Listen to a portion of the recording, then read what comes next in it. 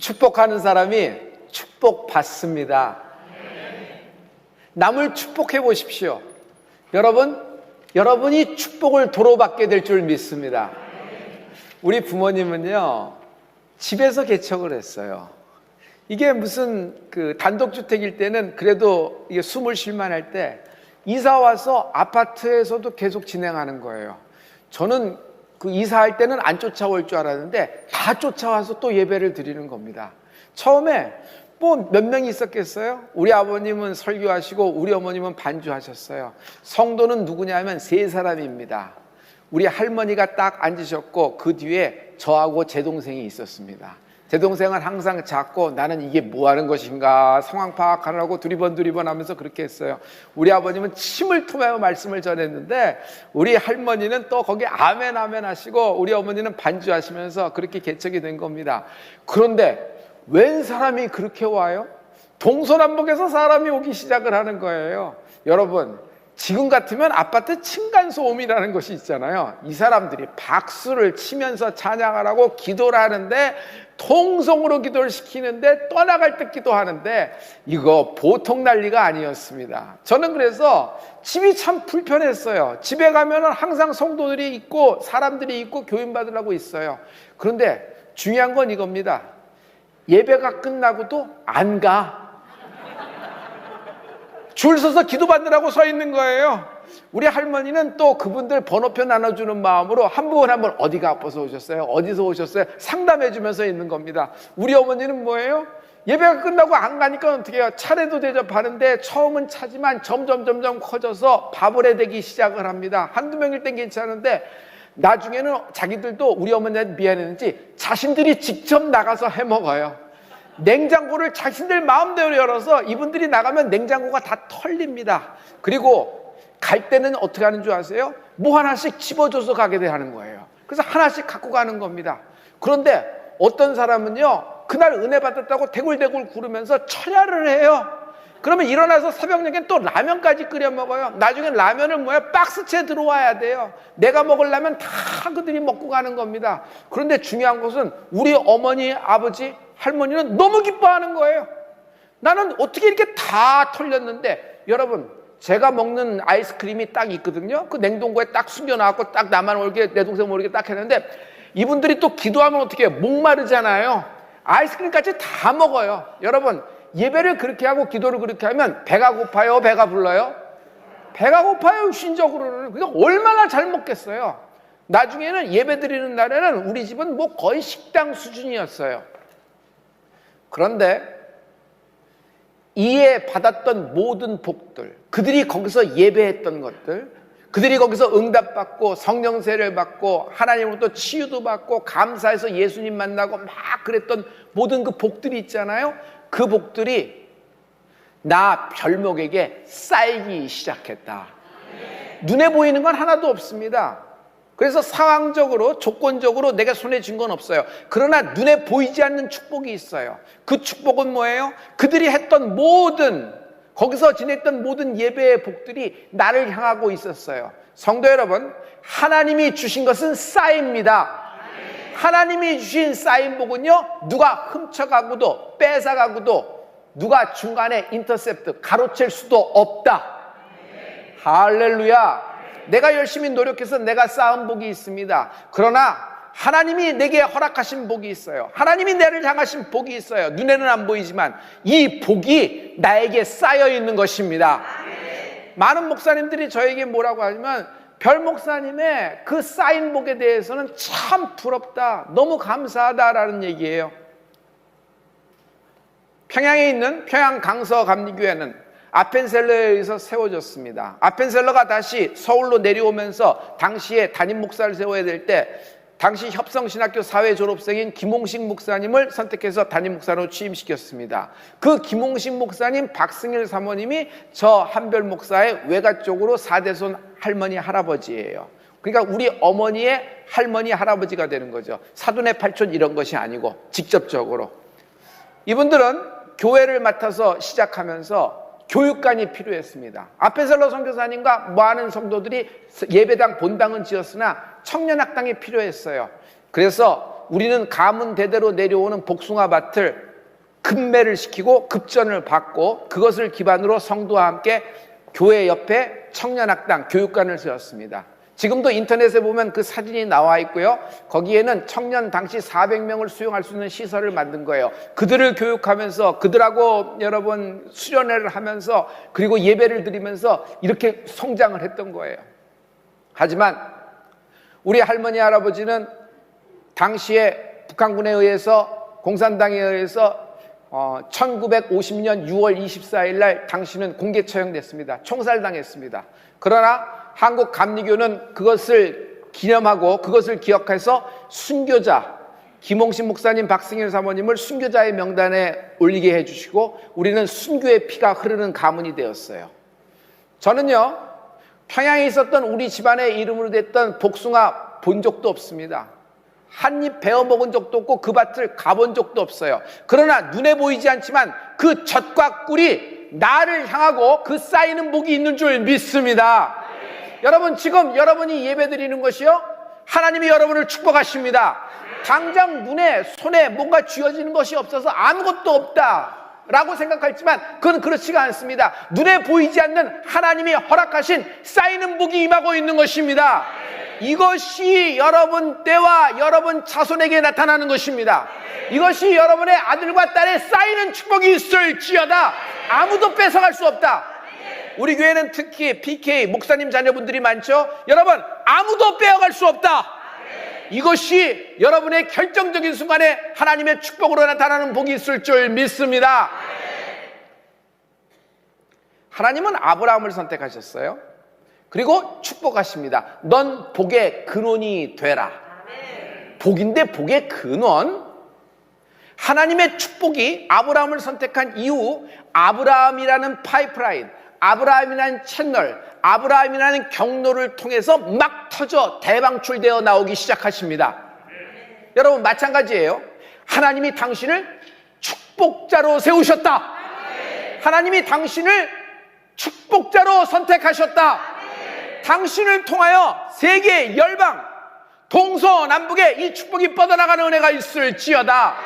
베드로전서 3장 9절의 말씀인데요. 여러분 우리 이 말씀을 다 같이 한번 선포합니다. 다 같이. 악을 악으로 욕을 욕으로 갚지 말고 도리어 복을 빌라. 이를 위하여 너희가 부르심을 입었으니 이는 복을 유업으로 받게 하려 하심이라. 복을 빌라. 어떤 악을 받았다고 하더라도 그 누가 악으로 나를 저주하고 비난과 비평을 했다고 하더라도 여러분 우리는 비난과 비평, 악을 악으로 되돌아 줄 거 없어요. 우리는 그를 위해서도 복을 비는 은혜가 있을지어다.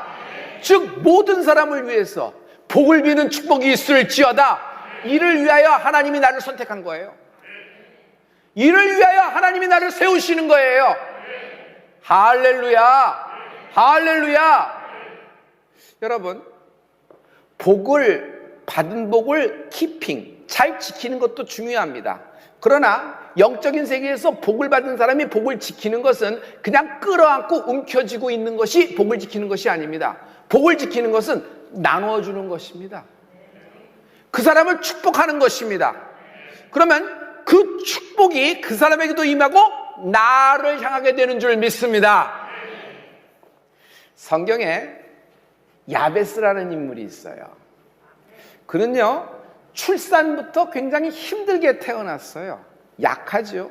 그리고 생활 자체가, 인생 자체가 고난이 굉장히 많았습니다. 그러나 그는 인생이 형통한 인생이 된 것이에요. 그가 이런 시작 고난에도 불구하고 형통한 인생이 되었던 것은 비밀이 어디 있을까요? 방법이 뭘까요? 그가 했던 기도문에 있다.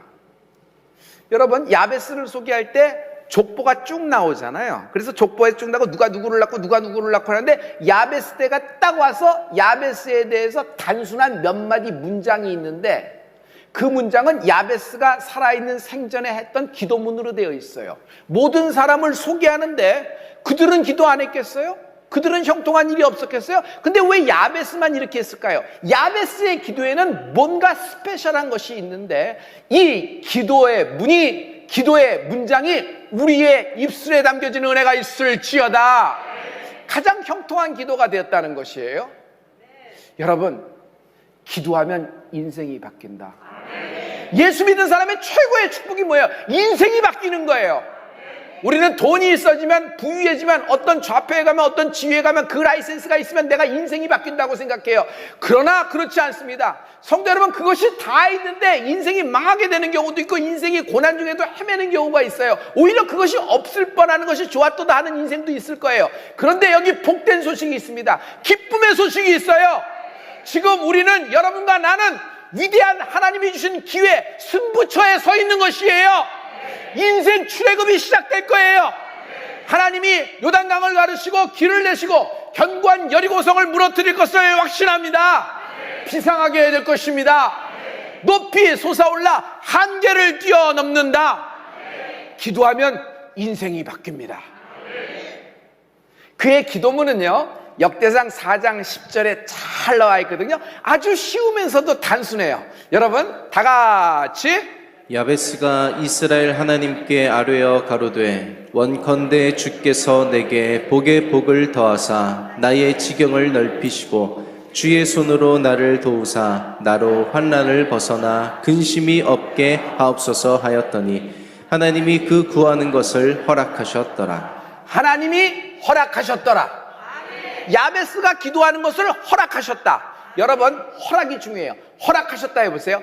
여러분이 구하는 모든 것을 하나님이, 오늘 당신이 구하는 모든 것을 하나님이 지경을 넓혀주셨어요. 환난에서 벗어나게 해주세요. 환난을 끊어주시옵소서. 할렐루야. 인생이 힘든 건 불안하기 때문이에요.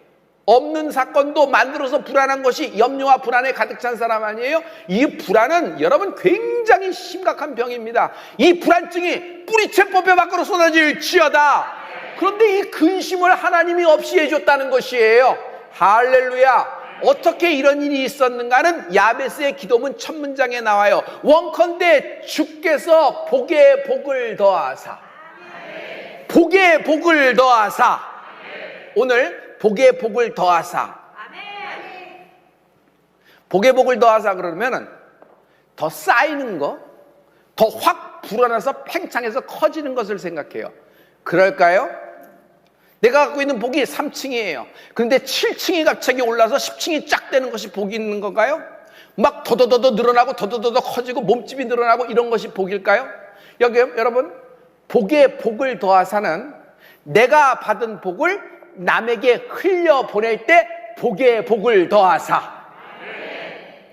하나님이 나에게 허락한 축복이 있습니다. 오늘 하나님이 내게 주신 말씀이 있어요. 이 축복된 말씀을 내가 흘려보낼 때, 내가 다른 사람을 축복할 때 복과 복이 만나는 복에 복을 더하는 은혜가 있을지어다. 야베스 건강해 보이진 않아요? 출생부터. 야베스 이렇게 근심이 많고 환난이 많았던 사람이 형통해 보일까요? 그는 부유해 보이지도 않아요. 그러나 건강한 자리, 형통한 자리, 부유한 자리도 아니에요. 그러나 다른 사람을 축복하는 은혜가 있을지어다. 다른 사람에게 복을 빌어줄 때 하나님이 야베스가 구하는 모든 것을 허락하셨도다. 하나님의 허락이 임하는 은혜가 있을지어다. 우리는 오직 높은 자, 건강한 자, 많이 가진 자, 지위가 있는 자, 세상적으로 그 어떤 사람들이 지켜 세우는 자가 축복할 때 축복의 권위가 있다고 생각해요. 여러분, 부자만이 가난한 자를 축복할 수 있다고 생각해요.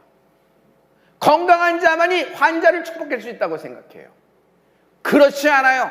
영적인 세계에서는 전혀 그렇지 않아요. 여러분의 아들이 초등학생이에요. 여러분의 아들이 여러분하고 연속예배를 하고 가정예배를 드리면서 말씀을 매주 성경을 읽으면서 여러분을 위하여 축복할 때 그 축복이 이루어질 줄 믿습니다. 할렐루야. 할렐루야. 야곱이 요셉을 따라서 이주했어요. 애굽 땅으로. 요셉이 바로를 만나게 해줬어요. 1대1로. 요셉이니까 가능했죠. 근데 야곱, 이 늙은 사람이, 늙은이가 들어가는 겁니다. 터덜터덜하고. 얼마나 먼 길을 왔겠어요. 그러면서 들어가서 바로한테 뭐라 그러냐면 손을 높이 들고 바로를 축복합니다. 바로가 그 축복을 받고 너무 영적으로 뜨거워졌을 거예요. 너무 후끈달았을 거예요. 그래서 야곱이 구하는 모든 땅과 야곱이 구하는 모든 것을 허락하십니다. 할렐루야. 여러분, 세상적으로는 이건 이해가 안 되는 점이에요. 반대잖아요. 여러분, 이 땅은 어느 땅이에요? 애굽 땅이에요. 애굽 땅의 최고가 누군데? 애굽 땅에서 축복을 줄 수 있는 사람이 누군데? 바로예요. 바로만이 축복할 수 있고 바로만이 줄 수 있는 자인데 거꾸로 됐잖아.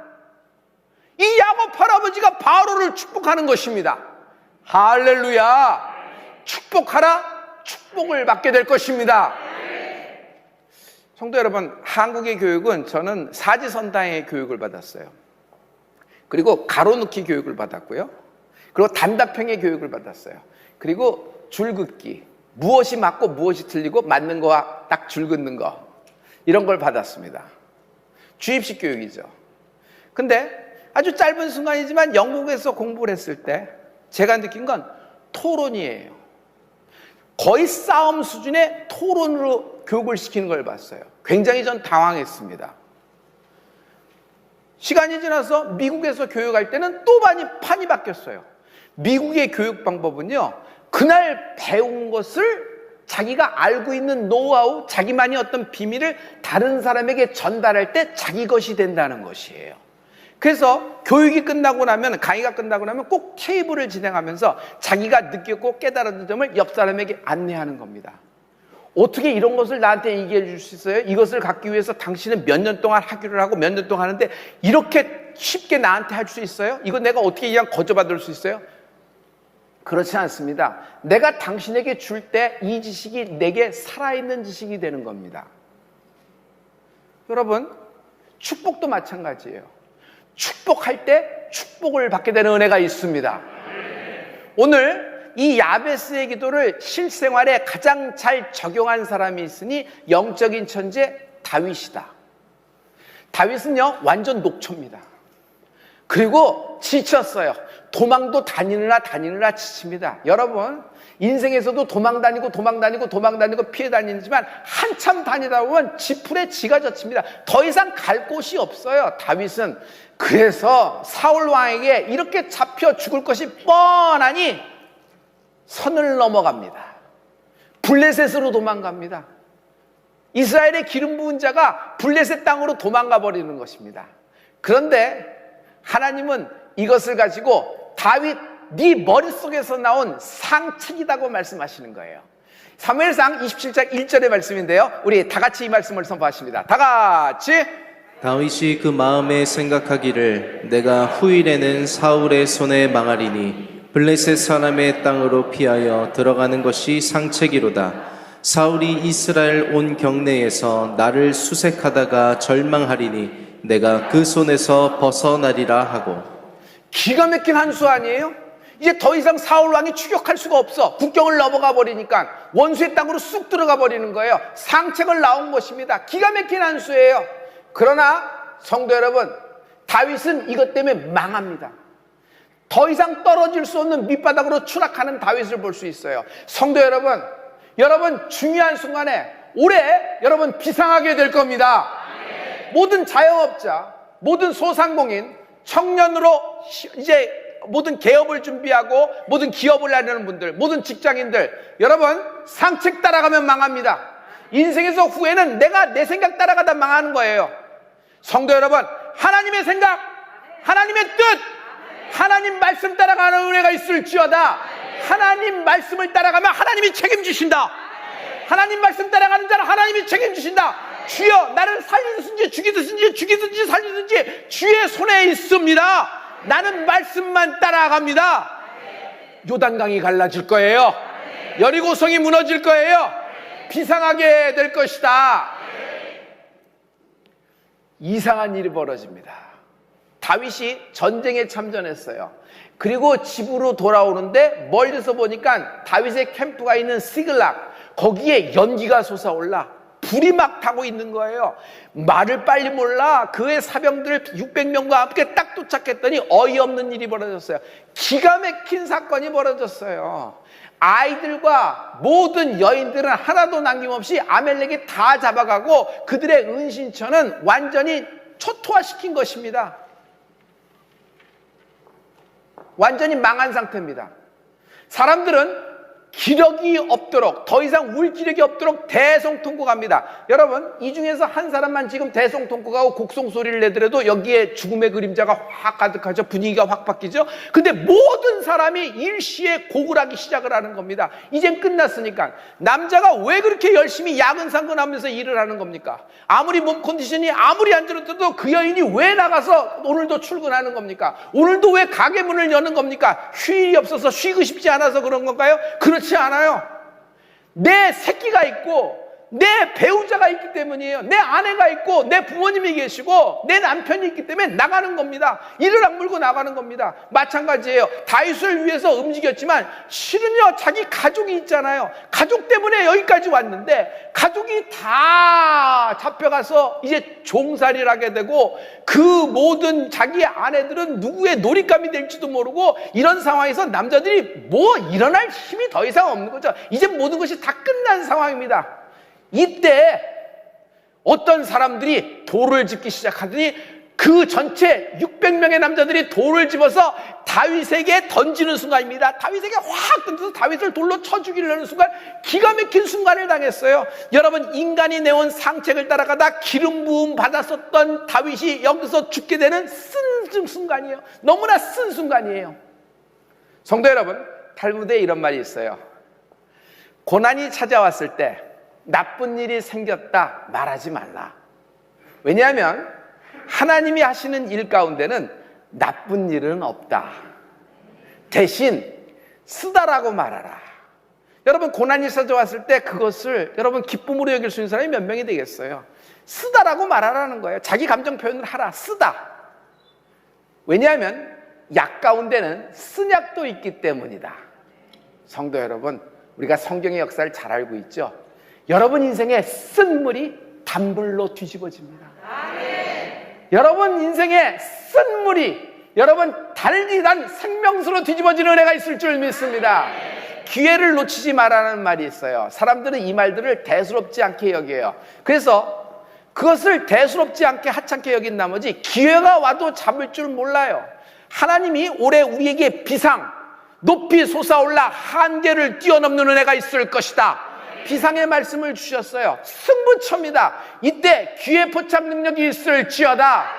여러분, 불만하다가 원망하다가 사람들은 늘 자신에게 기회가 안 온다고 불평하다가 인생을 끝나는 것입니다. 오늘 다윗은요, 이런 쓴 순간, 이런 밑바닥의 순간 기회를 잡습니다. 실은요, 그 잡혀간 여인 가운데는 다윗의 아내 2명도 포함되어 있어요. 그 중에 한 명은 누구냐면 다윗이 아꼈던 지혜의 여인, 여러분 에비가일도 거기에 속해 있는 것이에요. 다윗도 피해자예요. 다윗도 상처받은 거예요.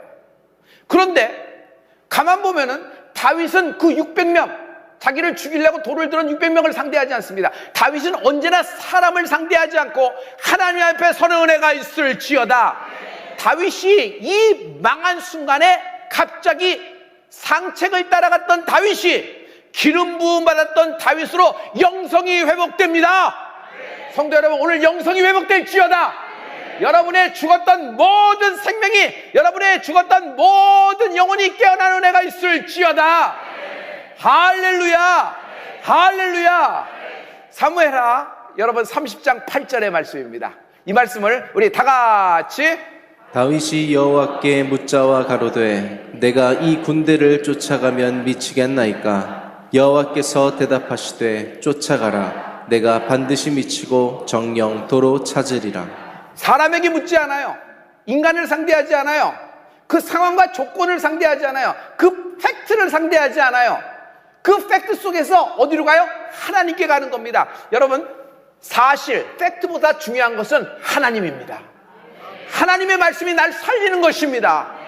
그래서 하나님께 묻는 겁니다. 하나님께 여쭈는 겁니다. 다윗이 하나님 앞에 쓰는 것이에요. 여러분, 다윗의 인생은 기름 부음으로 시작했죠. 다윗의 시작은 하나님입니다. 다윗의 인생의 마지막도 하나님이 되실 것입니다. 할렐루야. 하나님 어떡할까요? 쫓아가니까 쫓아가라. 그들을 추격하라. 네가 정령 도로 찾으리라. 네가 정령 도로 찾으리라. 지금 우리는 세계적인 공황 상태, 지진과 전쟁의 소문이 점점 가까워오고 있는 상태입니다. 압박이 들어오고 있어요. 여러분, 이런 상황 속에서 하나님께 여쭤아 가로되 하나님이 우리의 구하는 것을 허락하실 줄 믿습니다. 잃어버린 것, 놓쳐버린 것, 잘못되어진 것, 구겨진 것, 수치된 것, 그리고 모욕이 됐던 것, 이것 때문에 인생이 완전히 접어져 버리겠던 것, 정령 도로 찾으리라. 정령 도로 찾으리라. 여러분 주먹 쥐고 한번 해보세요. 여러분 정령 도로 찾으리라 한번 해보세요. 하나님께 기도할 때 하나님의 말씀으로 할렐루야. 상처와 불안, 사람들은 이걸 심리장애로 여기죠. 그래서 심리치료에 집중합니다. 그러나 영적인 면으로 봐야 됩니다. 이것을 영적인 면으로 볼 때 치유가 가능합니다. 성도 여러분, 상처가 오래되면요, 오래될수록 죄하고 만나요. 죄. 그래서 죄와 상처가 어떻게 돼요? 더 이상 상처로 머물지 않아요. 그리고 죄가 상처를 잡아당깁니다. 그리고 상처도 죄를 잡습니다. 그래서 결합이 되는 것이에요. 이것이 굉장히 어려운 순간으로 들어갑니다. 고통이 커지고요, 마음의 평강은 완전히 무너집니다. 자책은 이루 말할 수가 없어요. 투사, 이거는 뭐 초기 단계일 뿐이고, 그리고 이것 때문에 관계가 단절됩니다. 팀원에서도 팀플레이가 안 되는 거예요. 사랑하는 가족마저도 관계가 단절로 들어갑니다. 그리고 일상이 무너집니다. 성도 여러분, 요즘 행복이라고 하는데 행복이 뭐 거창한 거예요? 아니에요. 일상이 행복이죠. 그 평범했던 하루를 그 환자가 얼마나 사모해요? 그 아침 햇살이 들어오는 때, 그리고 밤에 별이 빛날 때, 그 저녁 먹고 부부가 산책을 하고 아이들과 같이 식사를 하고 있을 때, 그리고 아내하고 같이 누울 때, 이게 일상이고 우리에게 행복이죠. 근데 그 일상이 다 무너져 버립니다. 마지막에는 도망칩니다. 도망치다 어디까지 가요? 갈 곳이 없으면 극단적인 생각밖엔 떠오르는 것이 없어요. 이런 상황이 왔을 때 여러분, 아무리 심리치료하고 심리학책 읽어도 심리학엔 답이 없어요. 그것의 증상과 그것이 어떻게 발전된다는 경로만 체계적으로 적어놨을 뿐이에요. 중요한 건 이것이 치유돼야 되지 않아요? 나사렛 예수의 명언이 뿌리채 뽑혀 이 공황과 불안과 우울이 뿌리채 뽑혀 밖으로 쏟아질지어다. 이것이 뭐예요? 남을 축복하십시오. 다른 사람을 축복하십시오. 아무리 심각한 질병에 들이는 환자라고 하더라도 다른 사람을 축복하십시오. 저는 우울증 환자에게 강력하게 얘기합니다.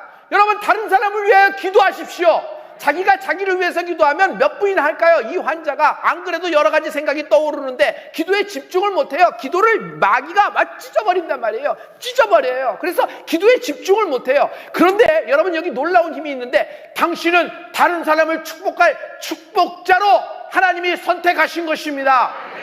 간증하십시오. 여러분, 이것을 통해서 축복이 베풀어질 줄 믿습니다. 다윗 추격대를 결성합니다. 말씀대로 쫓아갑니다. 그래서 부솔 시내에 이르러요.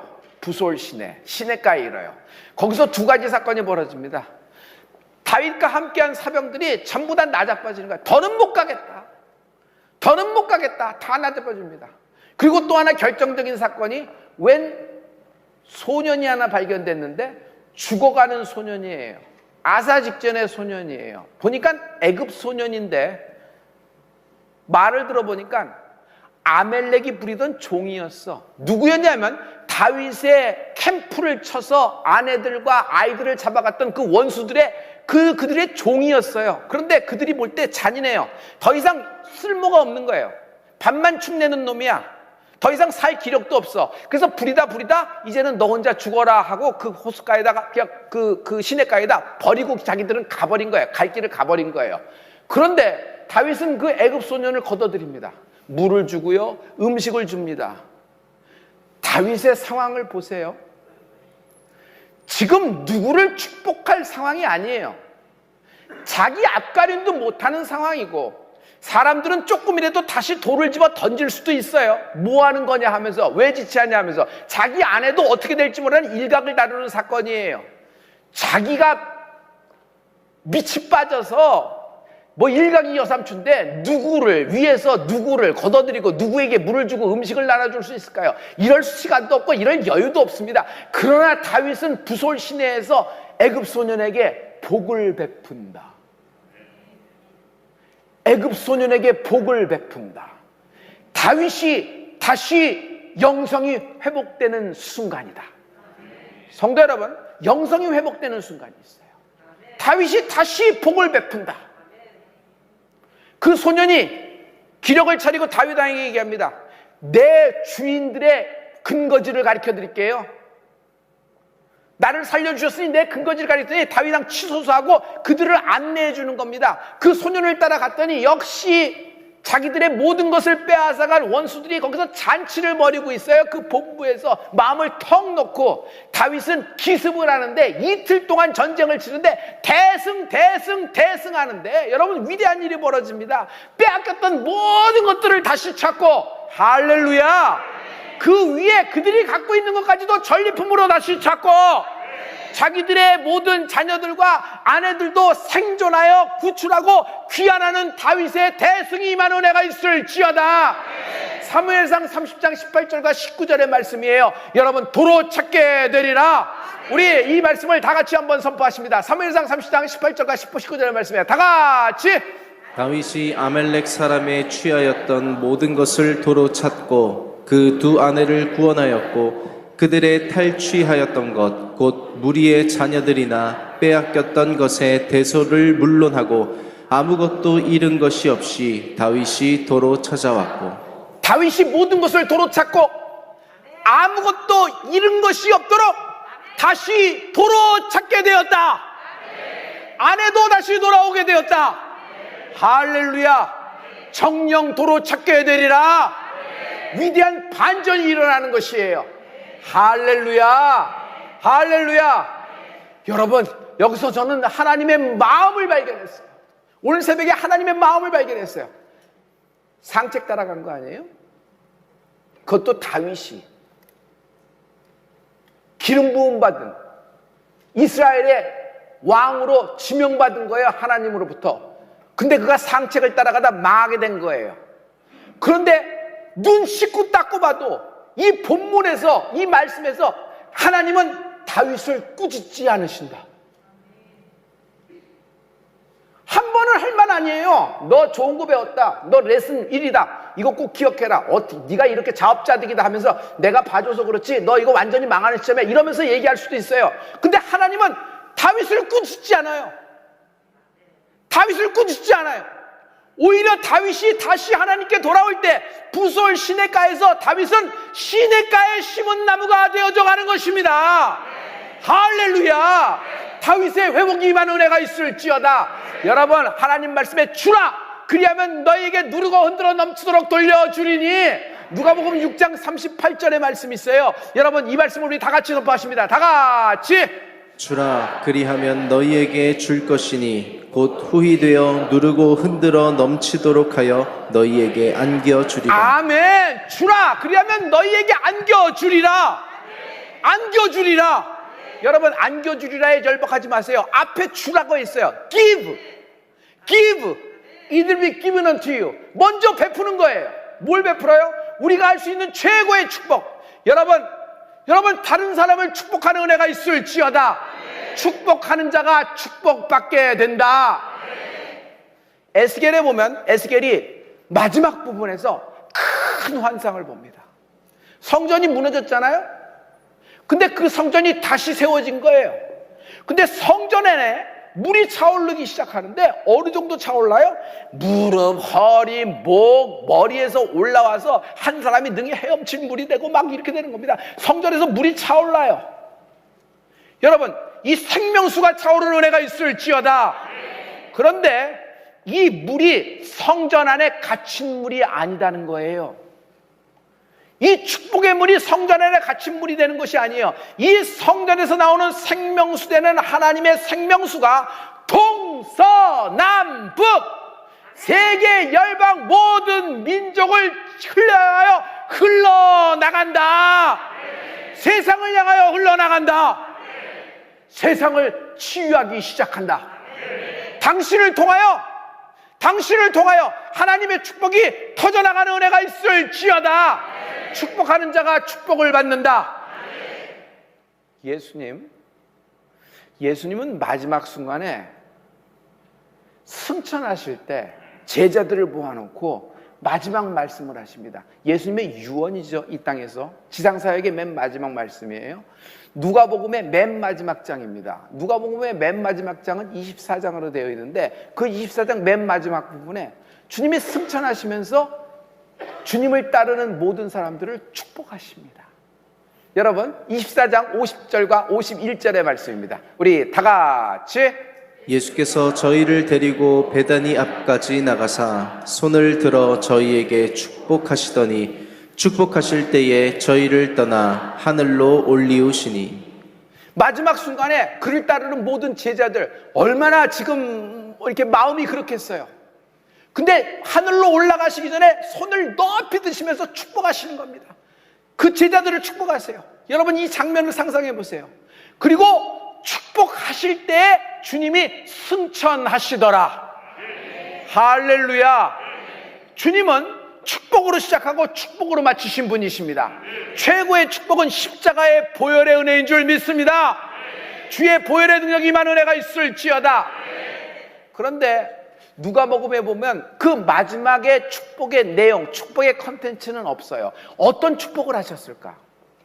여러분, 야베스가 한 기도도 그 기도가 특별할 때 하나님이 그걸 기록했잖아요.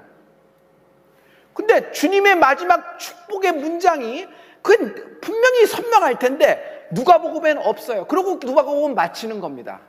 이것을 어디서 받을 수 있을까 생각을 했어요. 그리고 기도를 했어요. 그러면서 제 마음 가운데 여러분, 사도행전에 있지 않을까 봤어요. 여러분, 누가복음은 누가 지었죠? 누가 썼어요? 그래서 누가예요. 여러분, 답만 해도 여러분 된 겁니다. 벌써 누가복음 누가 썼나요? 성령의 감동을 받은 누가가 쓴 겁니다. 사도행전은 누가 썼죠? 누가가 썼어요. 누가복음은 24장에서 복음서로 끝나지만 사도행전이 시작되면서 누가는요 1장에 이렇게 딱 적어 놓습니다. 1장에 너희는 약속한 바 성령이 올 때까지 예루살렘에 유하여 기다리라는 것이에요. 요한은 물로 세례를 베풀었으나 너희는 몇 날이 못되어 성령으로 세례를 받으리니. 성령 세례를 말씀하고 있어요. 그러면서 주님이 승천하시면서 뭐라고 말씀하세요? 여러분, 사도행전 1장 8절과 9절에 이 말씀이 있어요. 오직 성령이 임하시면. 오직 무엇? 오직 무엇? 오직 성령이 임하시면 너희가 권능을 받고 예루살렘과 아멘, 유대와 사마리아와 땅끝까지 이르러 내 증인이 되리라 하시니라. 이 말씀을 마치시고 주님이 하늘로 올라오신지라. 승천하시면서 하신 말씀이 성령 세례의 축복을 하시는 거예요. 할렐루야, 할렐루야. 부활하신 주님도 성령 세례를 말씀하셨죠. 성령을 받으라. 여러분, 주님이 승천하시면서 마지막 축복의 컨텐츠가 성령을 받는 은혜가 있을지어다. 할렐루야, 할렐루야. 유치부에 다니는 아이가 목사님에게 물었어요. 목사님, 하나님과 예수님 부자지간 맞죠? 맞아. 근데 왜 성이 달라요? 그랬더니 그 옆에 있던 같은 유치부 애가 그 애를 꼬집으면서 이렇게 얘기합니다. 마, 외국인들은 성이 뒤에 있잖아. 님자로 갔잖아요, 서로. 여러분, 하나님과 여러분, 하나님이 우리를 자녀로 삼으셨습니다. 우리에게 성령을 부어주신 거예요. 임마누엘 하신 하나님을 찬양합니다. 성령이 증인이십니다. 내가 하나님과 동거함을 만민이 알게 하여 주시옵소서. 최고의 축복은 성령 세례예요. 최고의 축복은 내가 성령 받은 거예요. 이 세상의 최고의 축복은, 이 땅에 사는 동안의 최고의 축복은 내가 성령의 인침이 있을지어다. 내 자녀가 좋은 학교 나오고 결혼도 잘하고 취업도 잘하고 뭐 이렇게 쭉쭉쭉쭉 다 열리고 높은 데 올라가고 라이센스 받아서 자기 몫을 잘해서 많은 일을 해야 되는 겁니다. 그러나 그 모든 것이 다 있다고 하더라도 여러분, 하나님이 없으면, 성령님이 안 계시면 이건 아무것도 아닌 인생입니다. 이 땅에 사는 동안에 성령 하나님을 만나는 은혜가 있을지어다. 여러분, 성령님은 처음 마가다락방 120문도에게 임했어요. 몇 명이 임했어요? 120문도예요. 나 같으면 그렇게 안 해. 전 세계 동시다발적으로 역사하지. 아니 뭐 일본에 뭐 도쿄에 한 120명, 북경에 한 120명, 뭐 뉴욕에 한 120명, 페리스에 한 120명, 뭐 프랑크푸르트에 한 120명, 런던에 120명, 뭐 아시아의 어떤 나라에 120명, 시드니에 120명, 뭐 이렇게 쭉쭉쭉쭉 나가면 되는 겁니다. 그래서 하면은 얼마나 양쪽에서 동시다발적으로 하면 이렇게 몰아가면서 서로 굉장히 빠른 시간에 성령님의 역사가 있겠어요. 하나님은 어차피 세상 땅끝까지 이르러 증인되는 것이 하나님의 꿈이었으니까. 그런데 이렇게 좋은 방법이 있는데 이것은 내 상책이라는 거예요. 하나님은 어떤 방법을, 어떤 하나님의 뜻은 무엇이냐면 그 120문도 적은 숫자, 자격도 없고 준비도 안 되고 은혜 받을 만한 가치도 없는 인생이지만 하나님은 한 번 선택하면 끝까지 선택하신다. 하나님은 한 번 선택하시면 끝까지 놓지 않는다. 그러므로 여러분, 아무리 그런 사람이라도 여러분 하나님께 돌아오게 되는 은혜가 있을 것입니다. 하나님이 잡고 안 놓으신단 말이에요. 할렐루야. 해보세요. 하나님이 날 잡고 계시다. 시작. 하나님이 당신의 기업을 붙잡고 계십니다. 하나님이 당신의 인생을 붙잡고 계십니다. 당신의 가족을 붙잡고 계신 하나님을 찬양합니다. 할렐루야. 120문도가 채널이 된 거예요. 그들이 채널이 돼서 그들을 만나는 자, 바울이 가는 곳마다, 120문도가 가는 곳마다 성령의 역사가 있는 것이에요. 성령님의 성령자가 막 있어서 역사가 일어나는 것이에요. 땅끝까지 이르러 증인되는 은혜가 있을지어다. 최고의 선물, 성령으로 말미암아 비상하게 되는 축복이 있을지어다.